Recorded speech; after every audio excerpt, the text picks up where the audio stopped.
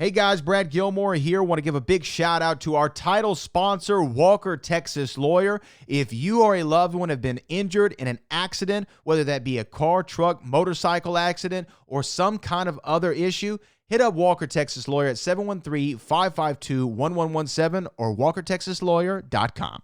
Oh, Brad, what have you done now? Broadcasting live from Houston, Texas, and around the world. TV host, best-selling author, and radio personality Brad Gilmore brings you a collection of conversations with stars from movies. Matthew McConaughey. Brad Gilmore. Mark Wahlberg. Hey, how are you? The legendary Mr. Christopher Lloyd. Christopher, how are we doing? I'm doing good. Great introduction. Jessica Alba and Lizzie Mathis. Ladies, thank you so much for joining me. Thank you. Kevin Costner joins us. Thank you so much. Thank you. Television. Jimmy Fallon joins us this morning. Jimmy, how you doing, my friend? Good morning. Thank you so much, Brad, for having me. I appreciate this, bud. Kelly Ripa. Brad, thank you for having me. Comedy. Jay Leno joins us. Jay, how you doing? Hey, Brad, what's going on? Chris Tucker is in the building. Chris Tucker, good morning to you. Hey, Brad, and good morning to you. How are you? George Lopez joins us right now. George, how are you doing, sir? Good morning. Music. Lola Monroe. Thank you. Thank you for having me. The legendary frontman of AC/DC, Brian Johnson, joins us right now. Brian, how you doing? Good morning, Brad. What lovely to talk to me, funny lad. Megan Trainor. Thank you so much, Brad. You're awesome. Chloe Bailey joins us. I appreciate the time. Appreciate you. And more. This is The Collection. Now your host, The Boat. Brad Gilmore!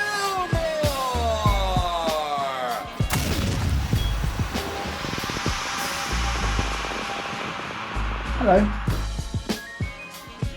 There we go. Hello. How are you all? Very good. And yourself? I'm doing well. I appreciate y'all. My dog's just come running in to say hello. Nice to see you, Brad. I've just been distracted by a big terror. Uh-oh. No problem. Can y'all see me okay?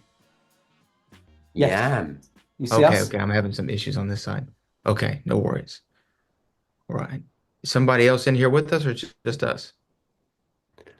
Matt was going to be here before. Okay.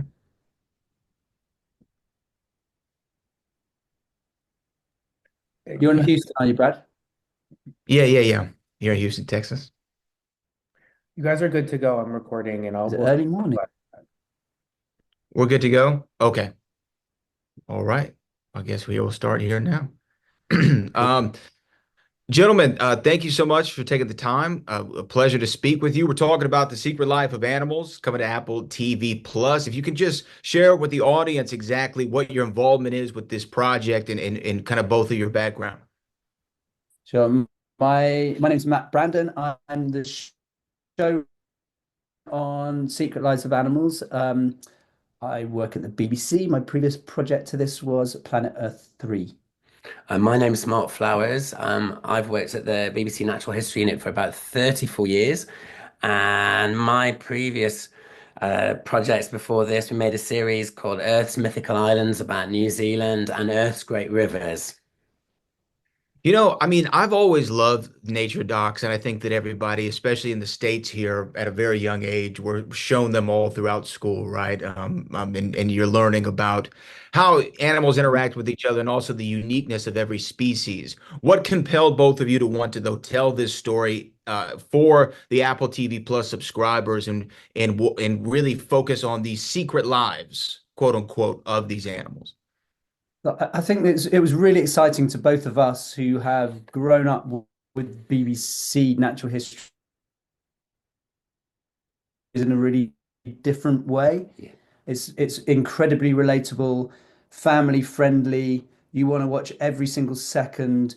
Every single, with the way that we approached it was that animals face the same problems that we do at every stage of their lives, and at the same life stages, whether that be raising a family or finding food or finding a partner. There's kind of, they do really similar things to us,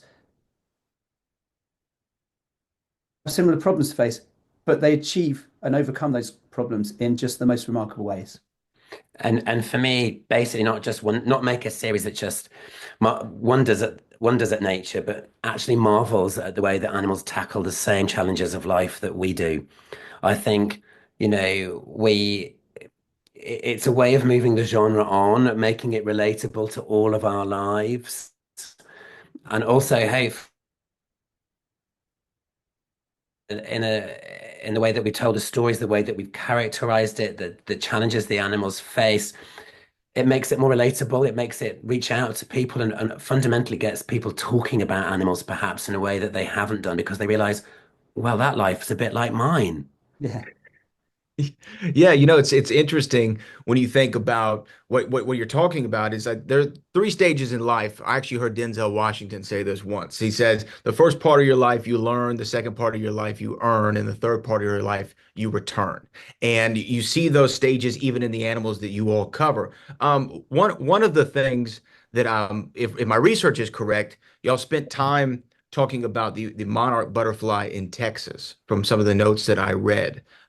What Correct. exactly about the monarch butterfly was an appeal for you all and thought that it was an important part to tell in this Secret Lives docuseries? But the monarch butterfly features in the final program of the series, Growing Old, and we were looking for remarkable stories that were, as we were saying, relatable, but also kind of aspirational. And the incredible thing about the monarch butterfly is it effectively turns off the aging process so that it can do that huge migration that it does. So when it comes from all the way